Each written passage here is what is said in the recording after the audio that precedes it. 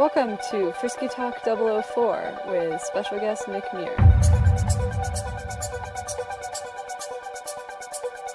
As half of Bedrock and a true pioneer of the electronic music scene, Nick has an incredible depth of knowledge, experience, and insight to share, as well as some great stories about the beginning of the scene.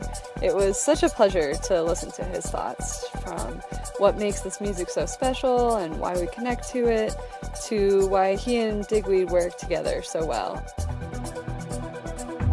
I know any passionate electronic music lover who's interested in the history of the industry and enjoys getting deep into the philosophy of music will love to hear what he has to say. So please tune in, let me know your thoughts, and we'll keep this conversation going. Without further ado, welcome to Frisky Talk 004 with Nick Muir.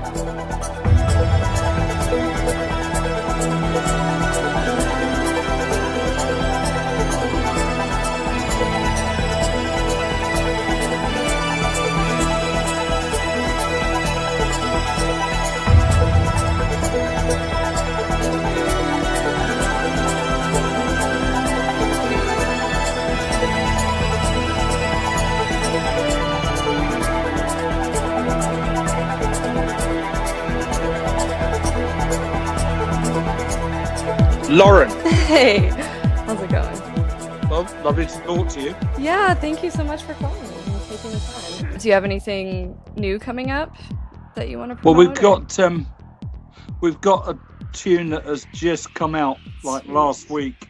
Well, it's we're doing this project with Darin, Emerson, myself and John. Yeah, that's right. Emerson, Digweed and Muir, EDM. Haha. Get it? I like it. And that is the second single that's just come out. So that's the current piece. I've done a remix. Just literally finished a couple of days ago for Darin Epsilon. You know him? Yeah, awesome. Now, what he's doing some kind of a remix competition thing. Oh yeah.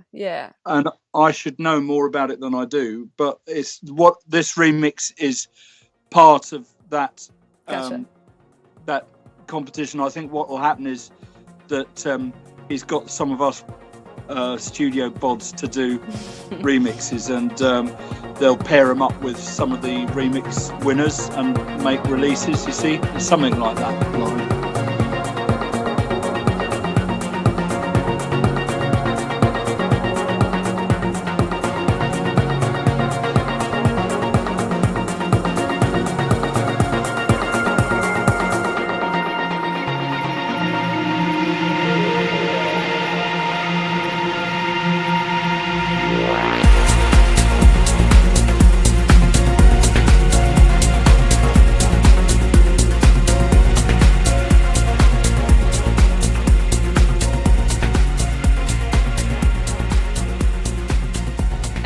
How many EDM tracks are you guys putting out?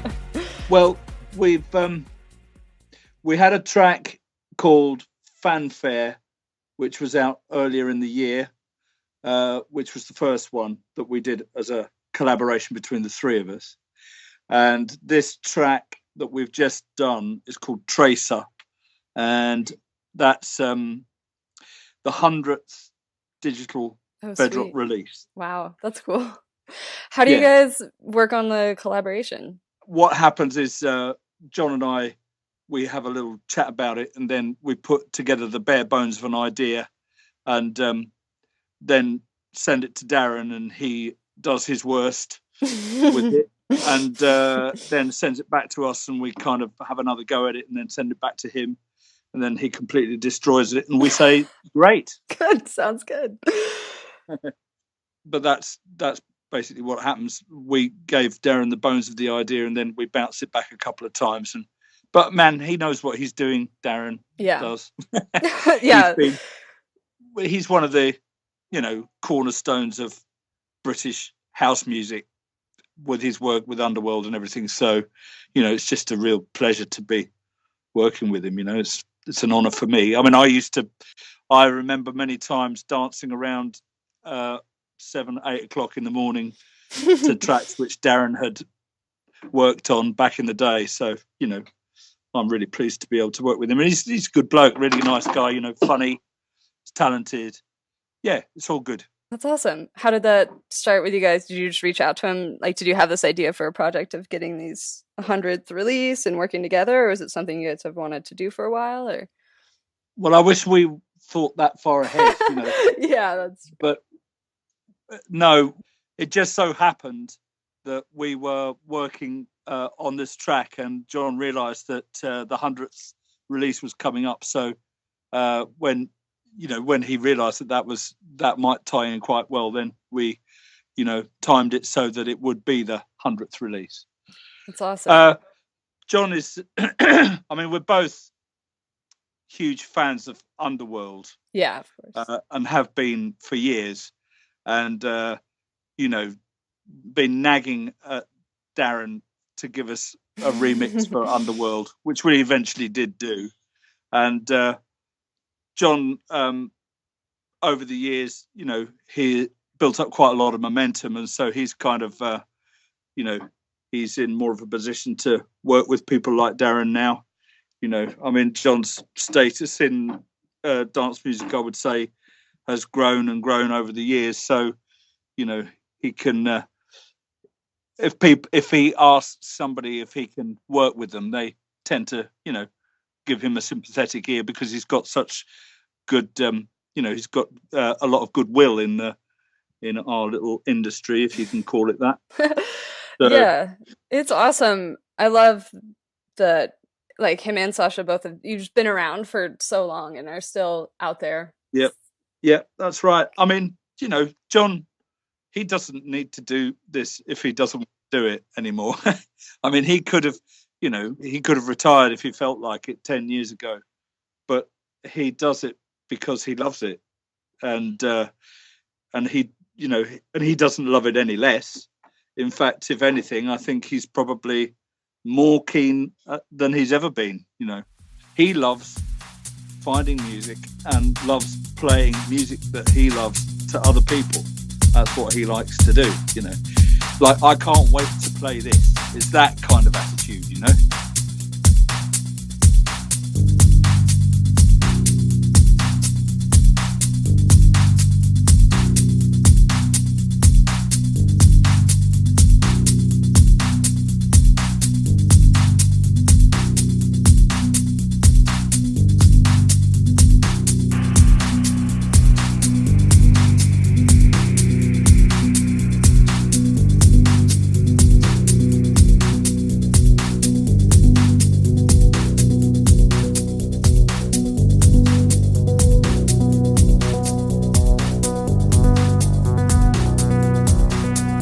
What about you? What are you in it for? Well, the thing is that I'm not so much a DJ. I'm more of a musician, really, and that's why John and I have been around and managed to stay together as a working partnership for so long, because the lines are quite well established between us.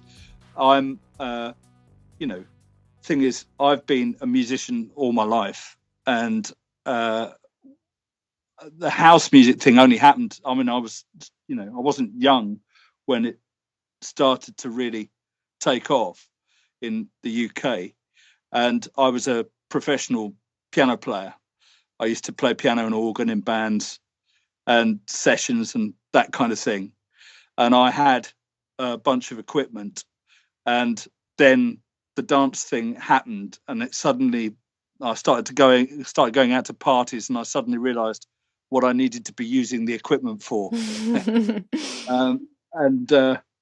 I just from having been a sideman and playing sessions in bands and on records and things, when I got involved in house music, I realized that it was something that I wanted to contribute in more to, you know, I wanted to write that type of music, learn how to make that type of music. I was really intrigued by the idea of making music on a computer. I mean, this is back in the day, you know, when it wasn't like it is now. a lot of people didn't really realize what was going on with computer music in the mid to late 80s. So when I figured out that I started going to some parties and realized that I loved the idea, for instance, that you'd be at a party and you'd hear a record and you realize that the guy who'd made the record was playing with you a little bit, Mm-hmm. that particular idea. If you go and you went to see a band, then you'd get what a band does. But what I was hearing with electronic house music was something slightly different, and I loved the idea that you had tools at your disposal that had never been previously available. What changed things was the computer getting involved in music production, sequencing specifically. I mean, the old sequencers on the big synthesizers were very limited. You only had 64, 128 note sequencers, and then the computer came and it exponentially exploded the amount of power that you had to play with, and it absolutely revolutionized what was going on with music. That's how it feels to me anyway, Lauren. Yeah, absolutely. I love, it's really interesting to hear, and I love these notable songs that really push an entire genre, and it's pretty incredible. And obviously through that passion of just experimentation and excitement. Yeah.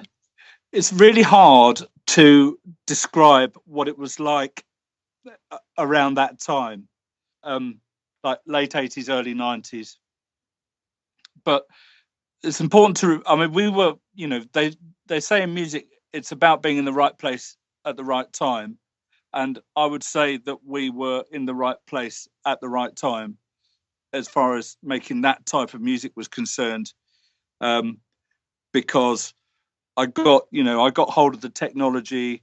Friend of mine who was a saxophone player in a band I was in, he knew John, and he said, "You should meet my friend. He's a DJ, and he might be interested in doing something with what you're doing with the computer music." And John turned up at the studio one day, and how was I to know that he was deadly serious about what he was doing, and he was very determined to do something with it. His career as a DJ was just starting to take off when I met him, you see. And like I say, I had studio space, and I had samplers and sequencers and places to mix down, and it just so happened that we met up and started to make music together, and it worked.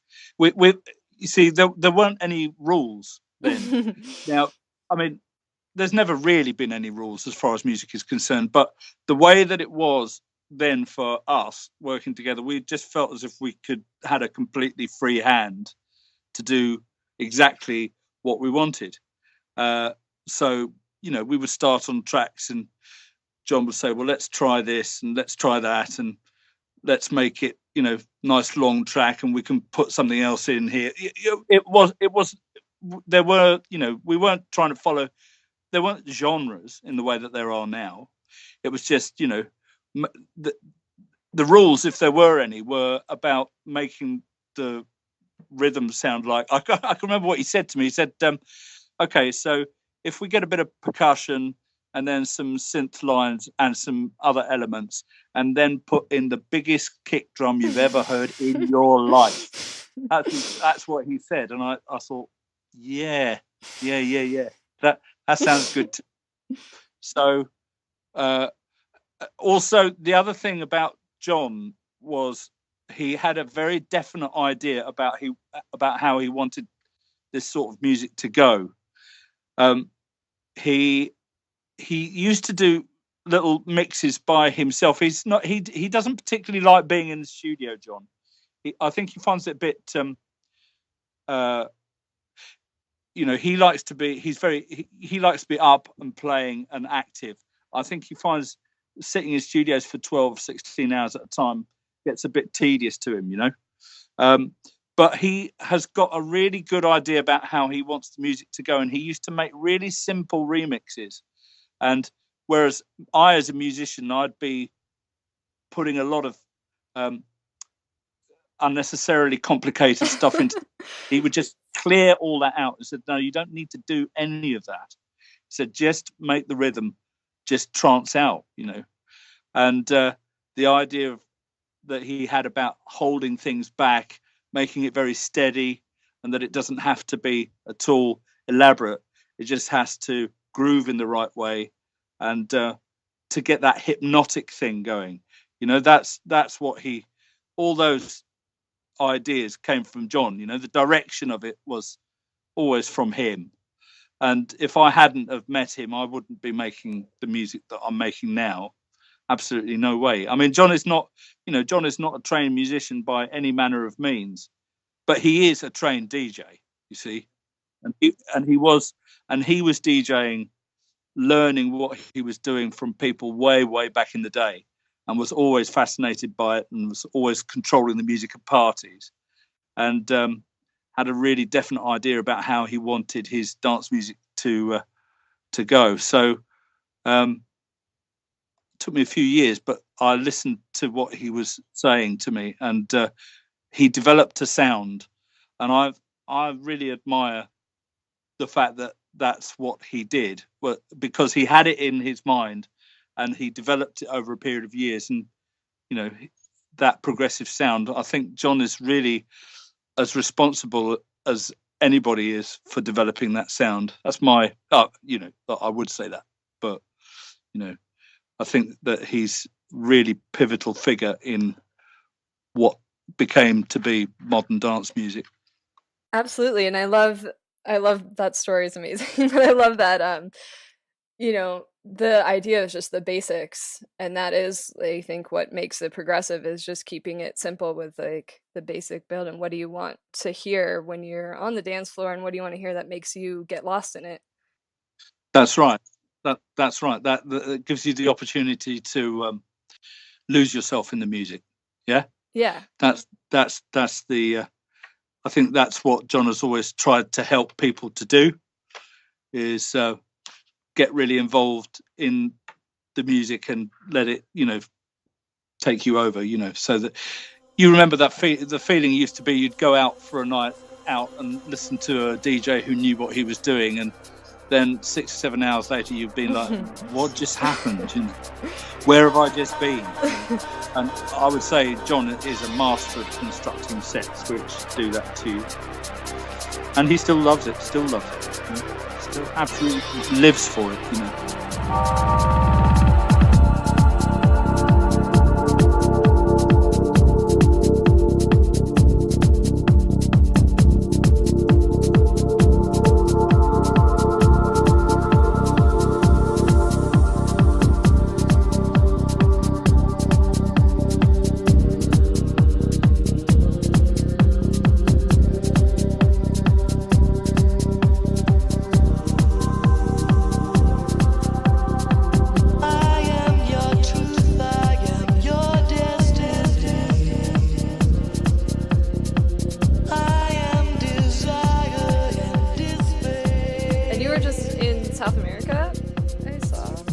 I was last weekend before last. Well, they're fabulous, really. I mean, Hernan Cataneo. I think it's Cataneo. They say he's been. Yeah, I know. He's such a popular figure there, and he made the type of music that we're into popular. The Argentinians, they seem to just like that sound, the sound that we tend to play, and it's like they like it a little bit underground, but they like some music in there as well, and it just exactly suits the type of music that we play. And they're very warm people, and but they're intelligent, they're interested in things, but they're passionate about it as well. It's just a lovely crowd, I mean, it's easily the best place for me. They've just been so lovely to me. So yeah, played a big show in Buenos Aires. Well, big for me, like a theatre size, in Buenos Aires, and then out to Cordoba, and then Rosario on the Monday night, because the Tuesday was a holiday, so I got to play. I was lucky there, and man, it was I feel very lucky to be able to do those shows. So yeah, hats off, shout out to the Argentinians. Awesome. That's awesome. What is your setup? Are you DJing? Are you bringing like a live set? I play really. It's a DJ set off the laptop.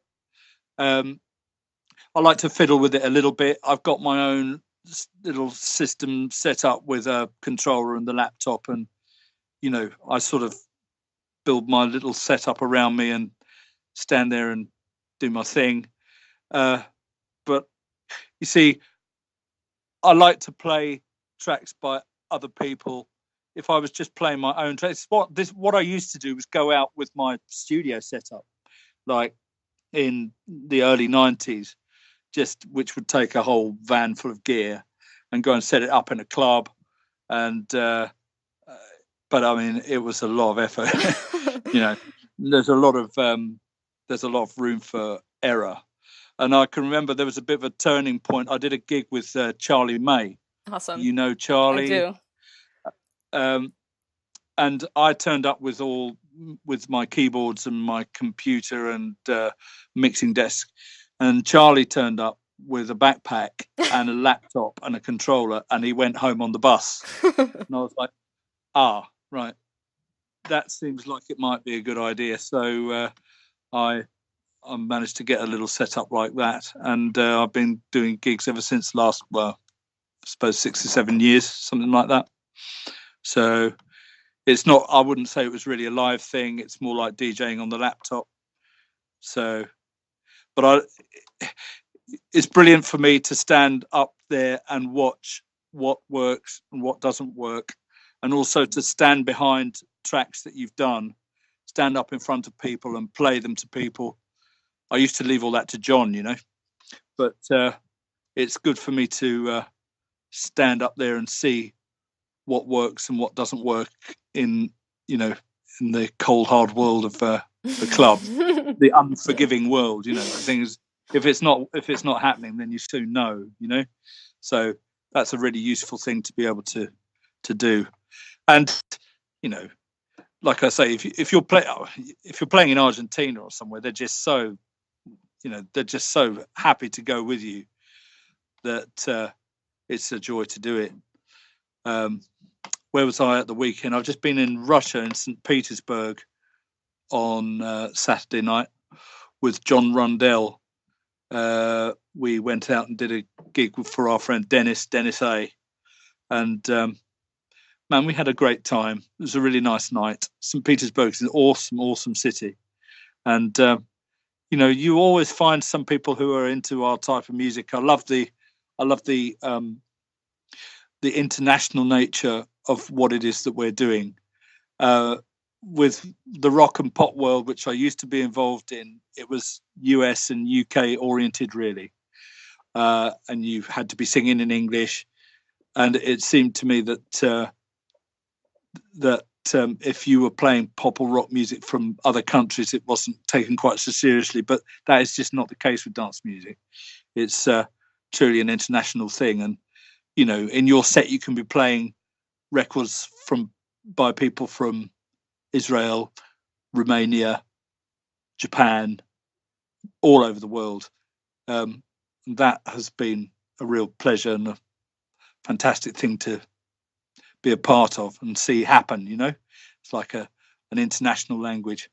Absolutely. I love also, one track, it could be remixed by somebody across the world and then released on a label somewhere completely else. And just in the track itself is like international influence. But in the mix, it'll make total sense. Yeah. It's like those distances and those distances and the points of origin are not a issue anymore, and that's a fabulous thing, really. Yeah, I agree, absolutely. Is there anything else, like, since you were in like the pop rock world and then into the electronic world, and I guess that was just kind of an organic switch, but is there things that you feel is different? Do you ever feel like there wasn't respect for electronic music, or is there, not as seriously? Don't know. Yeah. That's quite an interesting question, really. I wonder. You see, I remember radio in this country, in the UK, Radio 1. I can remember they resisted putting dance music on the radio for a long time. You could definitely feel that they weren't that happy about putting dance music on the radio, because it was the rave scene when it happened, and acid house and all the rest of it. That was something that happened to the music industry totally unbidden. It was like something that they had no control over whatsoever. Also, there was the DIY aspect of it, people just making their own records and selling them, out of their cars and out of vans. And, the music industry didn't like it. And of course, the music industry had a big, and the radio were, they were in tight together. And so the idea of this type of dance culture and rave culture getting mainstream acceptance, that took a while. I don't know whether that counts as a bias against it. You see, when I started, I was playing in punk bands. I was in a punky type of a band, and we were living a sort of slightly punky existence. I was living on a boat, and we were, and there was this big sort of crossover between the punk scene and the rave scene at the beginning of it all, and it's like a lot of those barriers. Some people really railed against it, but quite a lot of the independent, politically minded, punky type people got into the rave thing because it was a counterculture. You see, that's what it had in common with the punk thing, and so there was this party scene which sprang up, these illegal raves, and that type, people living the lifestyle and traveling around in horse boxes in this country. And remember people like Exodus, and there was Spiral Tribe, and these were kind of itinerant groups of people who used to travel around the country and just party, and they saw it as a lifestyle choice. And so it was in that sense, I didn't think that there was there wasn't really a bias against the electronic scene in that way, because it was more of an idea, and the idea of punk and the idea of the rave culture had lots of common ground. And man, that was good fun, man. I tell you, I've never had so much fun as I did those first 3 years. Like early 90s that was just a 3-year long party. It was one of the most incredible times of my life. I'm sure people all over the world are having incredible times of their lives at all points, but that just felt like a revolution. The fact that big kick drum that became dance music, that beat, that thump, that throb that came through, that hadn't been a feature at all. And I can remember thinking, that is incredible, of all these hundreds of years of musical development, and now out of the blue comes this great whacking, great thudding beat. I just thought it was an incredible turn of events, and I was at a really good age to just have a good overview about what happened there. And for a while, I was it was quite it was very impacting, let me put it like that. It was astounding, I think is the word I'd use, really. You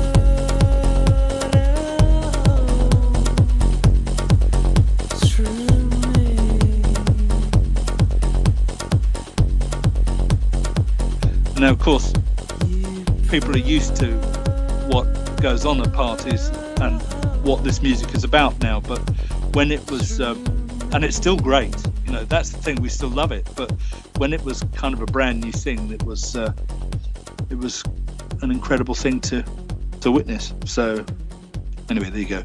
Oh, I'm rambling. No, it's so interesting and amazing. I'm enthralled by your stories. I'd love to. I don't know. I could always hear more about that. Like, what are some of your favorite, I don't know, places that you went, or like a party that was? I'm sure there were so many. We used to. What used to happen was around the summer solstice. There was what they called the hippie convoy would gather up by Stonehenge and you know, get wasted and have a party. The police stopped them from going to Stonehenge. I never really knew why, but they did. They said, I don't know what they thought they were going to do, push the stones over. I have no idea. But they stopped them from going to Stonehenge. But I remember one year, I guess it would have been something like 91, then going up to a place in Hampshire called Stockbridge, which is not too far from where Stonehenge was. And that's where the hippie convoy had camped out. And we went to a party up there. And I can remember standing, you know, you're out in the open listening to sound systems. No idea how they got there. I mean, they used to have generators which would, you know, power the systems, and listening to this kind of what sounded like, I don't know, this ungodly type of music. They would be mixing, you know, two records together. I wasn't really used to that sound. To you know, you knew what it was like to listen to a record all the way through, but then you had this thing where you'd have the mix between the two records. That was a brand new thing, because the music was being made on computers and it was time locked, right? So you didn't have the fluctuations you did when there was a band playing. This was sequenced absolutely smack tight to the beat. And so with the Technics decks, you could get them smack on and beat match. Now, that to me was a totally new idea. And to be honest, I didn't really know what was going on actually as I was listening to it. And then, so you'd have the one record being mixed out of and the next record being mixed in, and they weren't worried about mixing in key or anything. And so, and that was, you know, it's like this Venn diagram of music. So you'd have the one, then you'd have the other, and then you'd have the combination of the two, which was the mix, you see. And that was, you know, the sound of that to me, it just blew my mind, you know, literally blew my mind. It was like, what is that, you know? And I can remember standing, you know, on the hill, listening to that music, thinking, you know, this is completely nuts. What is going on? That was a great night. All those people have gone now. The hippie convoys, they're all, you know, they're all old people now, I suppose. But that idea that, you know, they didn't like, the government didn't like it. They didn't like people going around the country putting up impromptu parties, and, you know, of course there were drugs involved, and so they eventually passed the Criminal Justice Act, which made it illegal for, I mean, they even passed a law, you must remember this, they even passed a law against people playing repetitive beats through sound systems, you know, and of course it galvanized us really, because it's like, hang on a minute, you can't make a type of music illegal, you know, what are you doing? It's like, that was the power of it. It was so powerful that the government actually passed a law against a particular type of music. And, you know, for somebody who was involved in it and who was, you know, looking at it, studying it, you think, just what is going on here? You know, what's this? It was just the most extraordinary turn of events. Now, of course, that's all died down. They've cracked down on it a bit, and, you know, the scene is more, I think it's probably safer than it was, which is a good thing. But, you know, for a while there, it was really very, very crazy and exciting, really exciting times. Rambling again. No, oh my gosh, it's amazing. I don't want to like keep you forever, but I'm so I love your stories. It's so interesting, and I love I actually read something about you mentioning the mixing and the transitions and how special that is, and I'm so glad you talked about it because I think there is something special there. It's like you're creating new music and like the way you're connecting everything together. You see, for me, the sound of music, the sound of house music, is the sound of the mix. That's Hmm. and if the mix between the two records when they're running is a good one, then there's no other sound like it, and you won't hear it anywhere else because and this is one reason why I like what John did so much, because he would hold the mix in forever. When it was when he was still on vinyl, his whole thing was this precise, light, gentle touch, but getting it absolutely smack on so that he could keep two bits of vinyl locked in for several minutes.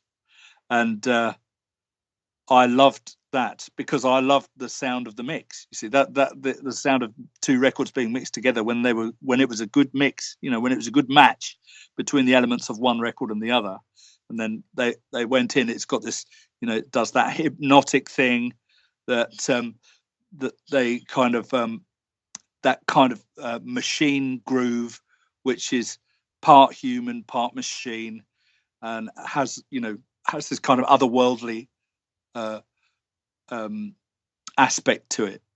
And John was absolutely, his mix is, I mean, mixing is like, it's a delicate operation, especially on vinyl.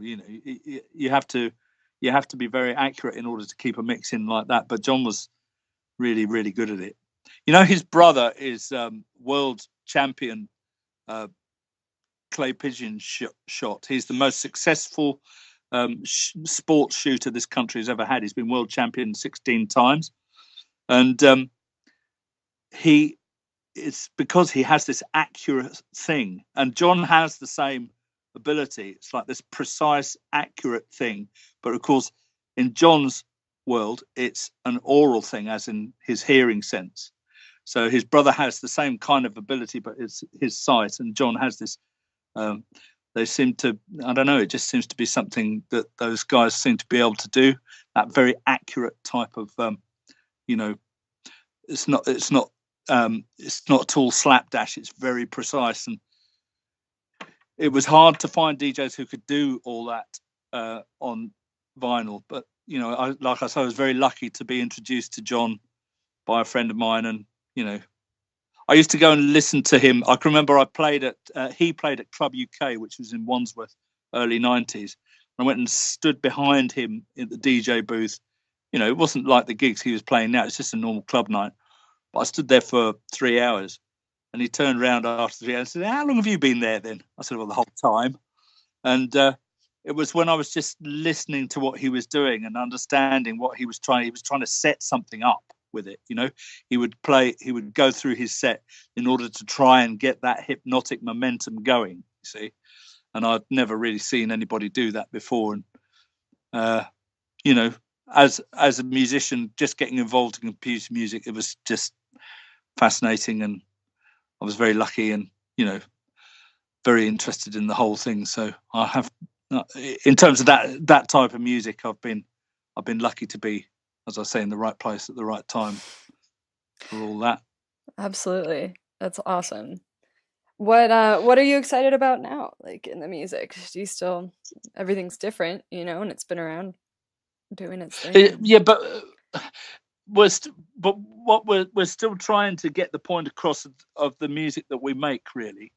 The thing is, so we make bits of music of various different types to play out, and sometimes you get closer than others to the sound that you want to make.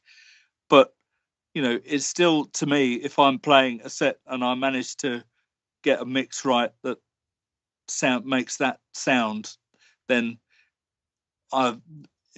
that's what I'm looking for. And the thing is, if you've got a crowd who are into it and you've got the right records and you happen to get that moment where it all comes together, where it all syncs up, then that for me is the entertainment, and you start playing and the first half hour is normally, setting things up and trying to find your groove. And then once you have done that, then it turns into what I regard as being the entertainment, which is that mix. And, I think any DJ will tell you once they've got their momentum and they've got the right crowd, then, it's so much harder to put a foot wrong under those circumstances. Once you're set up and once you're going, then, you feel like you could almost play any record and it would work. And that's what I, that's still for me what I'm trying to achieve, and trying to make records in order to make that happen and just get the sound right. I mean, I've been doing it for a long time now, and I'm still trying to get it right. Oh, I love it. It's endless. Right? It does. It moves forward all the time, and you would think, oh well, it's run out now, but it just doesn't show any signs of doing that.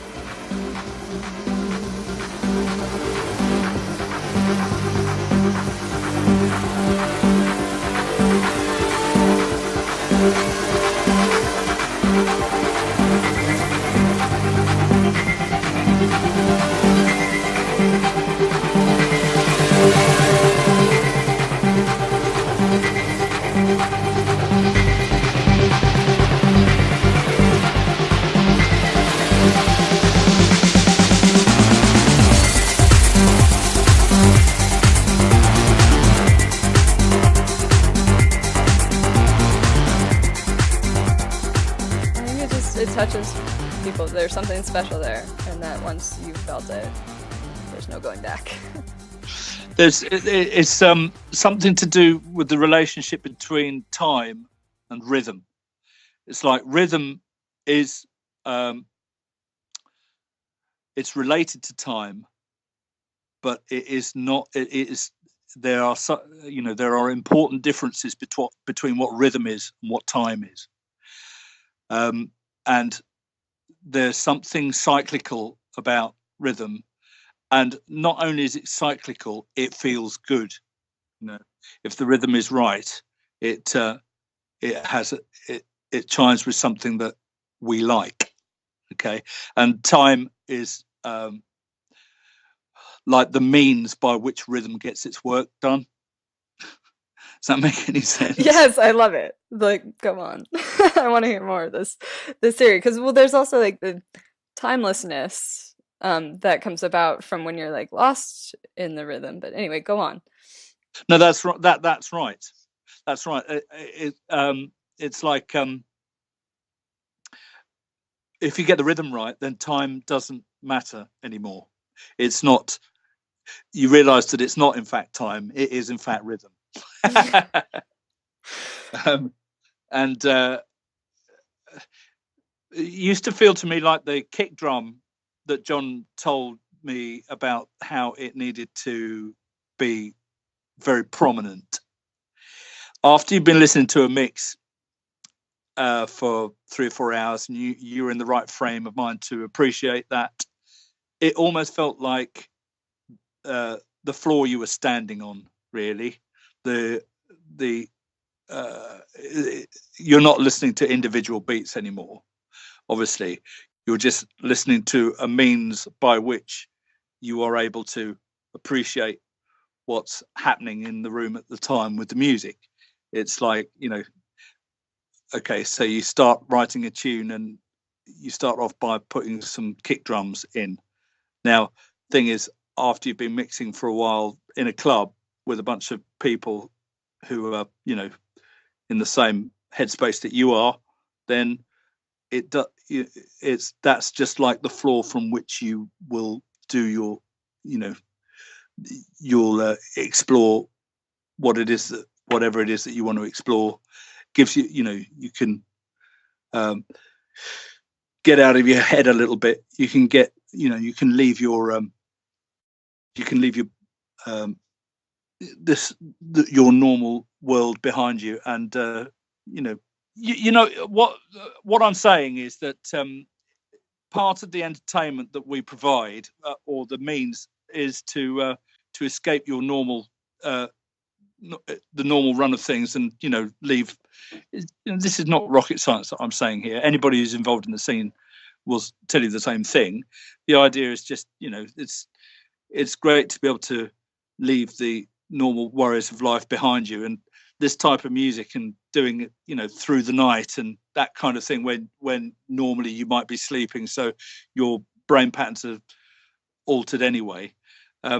Seems to me that it can help people to get things in perspective, and just in terms of pure enjoyment, rather than being, rather than having, rather than feeling hassled. You can feel as if you're, it's your life, man. Do you know what I mean? It's like you're allowed to enjoy your life. It's allowed, Yeah, absolutely. A lot of people.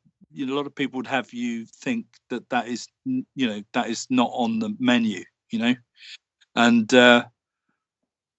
we beg to differ. So yeah, there's no thinking about the past or future. It's just being right there and everybody in the same space. What else do you need? The thing is, and I think it's good to point out to people that at one point they don't need to be going somewhere. You don't necessarily need to be headed anywhere. You're there, and it doesn't feel like that all the time. But sometimes, sometimes you can just catch yourself and thinking, actually, this is pretty good. This is fine, and I don't really need anything any more than that. Now, if the night is right and the DJ's playing the right tunes. Weird thing about John is he just seems to live this without even. I doubt if he'd be able to elucidate on it particularly, but he understands it so well. There's something about the way that he does things. He's just got a very deep understanding of how it is that this type of music can move people. It's like an instinctive thing with him. I've been a musician, like I say, all my life, and I've studied music, so I've kind of, I've got that perspective on it. But he doesn't have to have studied anything because he just seems to know what's going on there, And I've learned so much from him, just in terms of, what it is that this music can do and how to put it together in order to get the right sort of effect. I don't know why he's. I still don't really know what he's doing. I stand there and I watch, and I've been watching him play for 25 years, and I stand there and watch him play, and I'm not 100% sure what it is that he's doing. Does that make sense? I don't know. It's just there's just subtleties about what he does that, when I listen to a record and John's playing it, I listen to it differently than when somebody else would be playing it for some reason. He can play me a record, and because he's played it, it sounds different to me. And I think that's something to do with the fact that I trust his judgment on these matters completely, And I think that's what people who are fans of his, and some people, he has some really, really diehard, very, very loyal, and, people who follow what he does quite closely. And that, I think that's what they get out of it, the fact that, they trust his judgment absolutely and completely, and it just gets proved time and time again that, to them, that what he's doing is completely legit.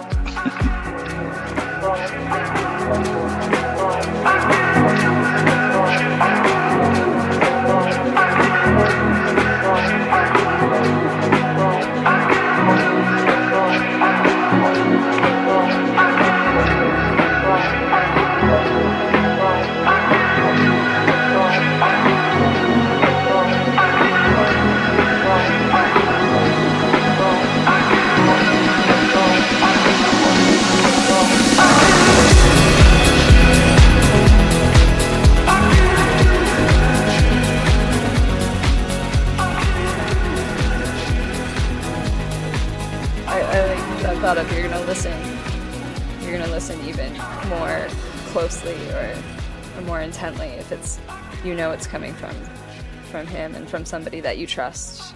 That's good. Right. It's a stamp of approval, isn't it, in a way. It's like, you know, it sets your head because, you know, this person comes on and has a history of doing something that you like, and it's been given the stamp of approval so many times that, you know, you go into the entertainment in the right space of mind before you've even started, before he's even played a note, you see. So it's not, I mean, he has worked hard to get to that position, you know, relentless touring and, you know, focus, the type of focus that, you know, I was doing okay, but I realized about maybe 15 years ago that he was on another level. Really, it's like, wow, you know, he is just not driven is not the word, you know, and still manages to be a really nice guy, you know, and just very sort of pretty ordinary, plain, nice chap, you know. But underneath it, there's something slightly more scary, you know. Well, it sounds like you guys have a good partnership then, where you're translating what he's doing in the studio. Yeah, it's been a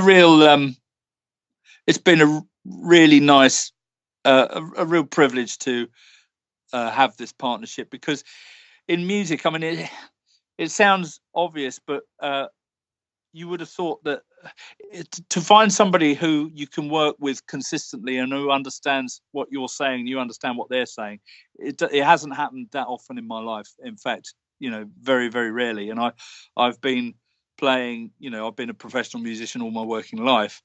And the thing is about working with John is, you know, we don't have to say too much because we understand, you know, I mean, he'll tell me this particular bit of the track isn't working and I'll understand why.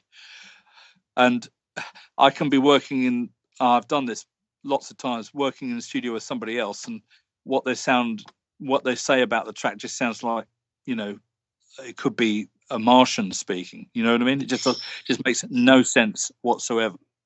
And but when John and I talk about what's going on in our tracks, then, you know, we're speaking the same language. We're on the same page, if you will.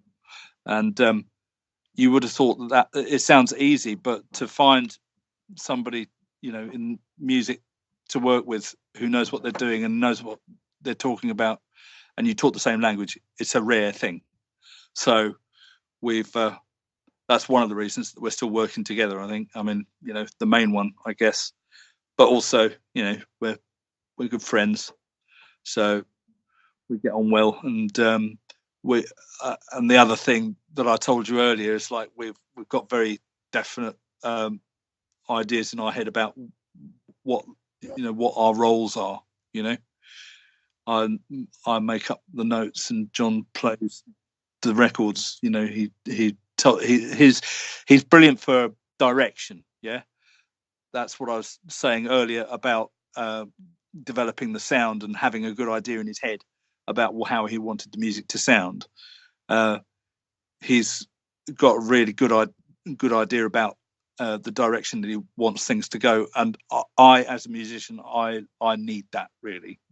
You know, let me say, I like it. You know, if somebody comes to me and says, right, make it sound a bit less like that and a bit more like this, that's the sort of thing that I love to do. You know, it's like I love somebody who has a direction that he wants the music to take, and I like the challenge of trying to do that. You see, so that's another reason why we managed to work together pretty well. So, yeah, man.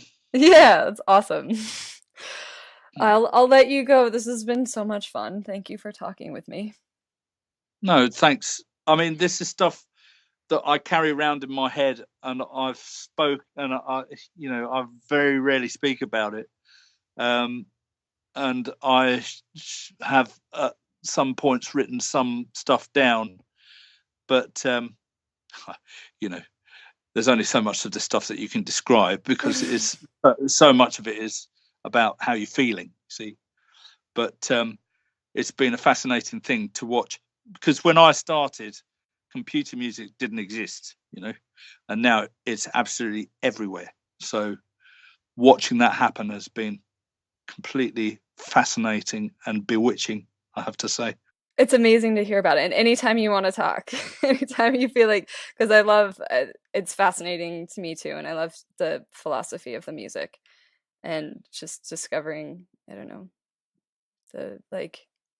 all your thoughts on since being there and the time, I don't know, all the details. It's just incredible. I love it. What's interesting, right? Maybe I'll leave you with this, is what a computer actually is, and the guys who got the basis of the technology or the maths together in the 20th century, there's discussions which were had about what sort of a machine you would ideally be making in order to push things forward. And the machine that people were having discussions about was the computer. And the thing about the computer is there's an open-ended element to it. So it makes little decisions of its own, as well as it's a partnership, you see. It's because the time is taken out of your hands, the rhythm is taken out of your hands, the computer takes care of that side of it for you. And so it's more than anything, it's a partnership between what we are as people and what machines are. And I love the idea that you're doing a duet with something, Anyway, there you go.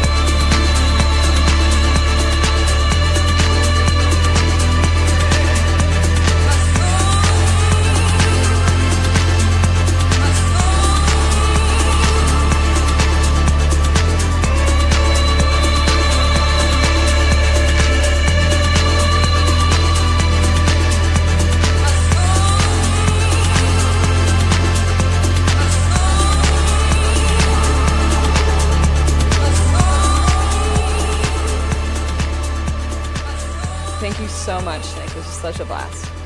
Oh no, thank you, man. I appreciate the chance to ramble on a bit. It's been nice to talk to you, Lauren. Anytime. Have a good night.